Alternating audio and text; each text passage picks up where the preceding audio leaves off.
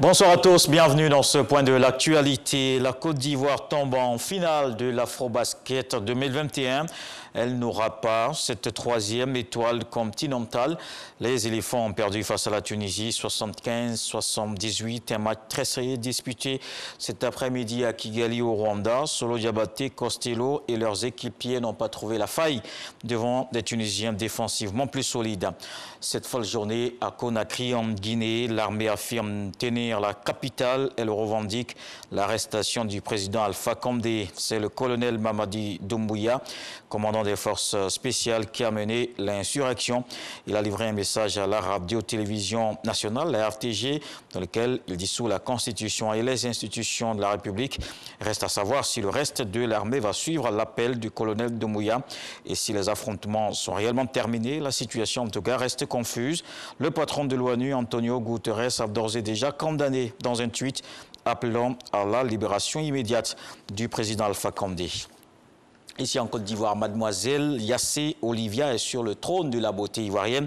Elle est élue hier soir Miss Côte d'Ivoire 2021. La nouvelle reine est une étudiante de 23 ans. Cette édition de ce concours a mis l'accent sur l'implication de la jeunesse dans le processus de réconciliation nationale. Serge Pakomdidi Sationayo.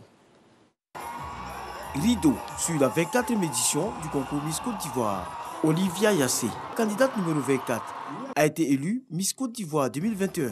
Âgée de 23 ans et titulaire d'un bachelor en marketing management, elle succède ainsi à Kwadio Marilyn.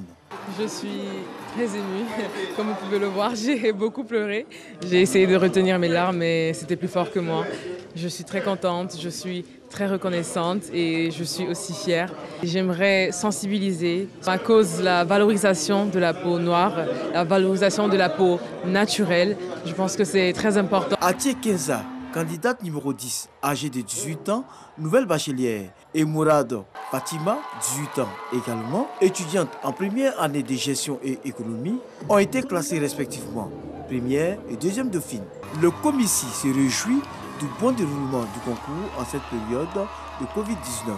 Notre rôle est de mettre des ambassadrices culturelles à la disposition de ceux qui peuvent s'en servir pour véhiculer des messages ou bien pour mener des actions. Le commissi suit en ce moment 3 axes. Il y a la réconciliation, il y a l'emploi jeune et il y a la santé.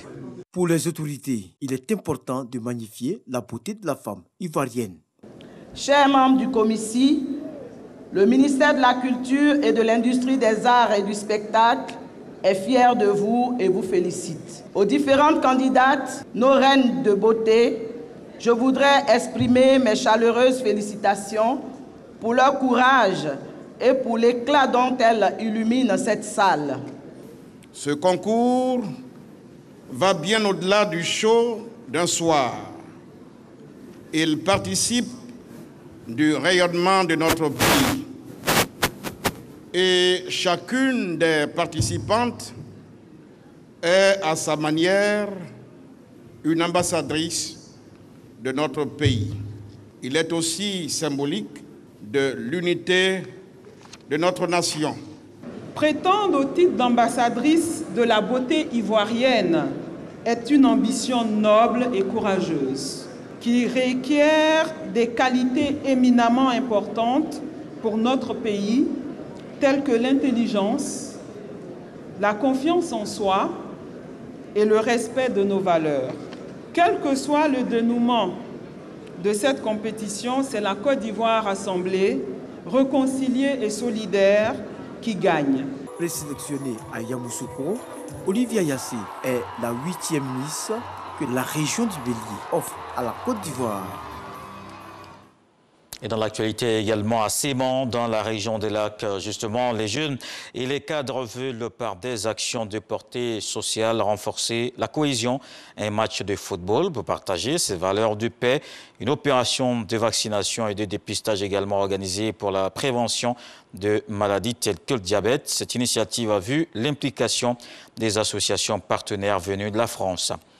Dans le reste de l'actualité, en Afrique du Sud, Jacob Zuma remis en liberté conditionnelle pour des raisons médicales. L'ancien président sud-africain est incarcéré depuis le 8 juillet pour outrage à la justice.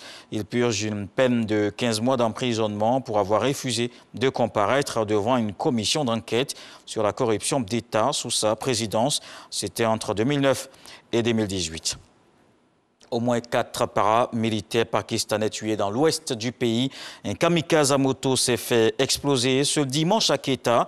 L'homme a pris pour cible des membres de la garde des frontières dans une ville située près de la frontière afghane. C'était au moment où des marchands issus de la communauté chiite Hazara vendaient des légumes. 20 personnes, dont des civils, ont été blessées dans l'explosion. On se retrouve à 20 h pour la grande édition.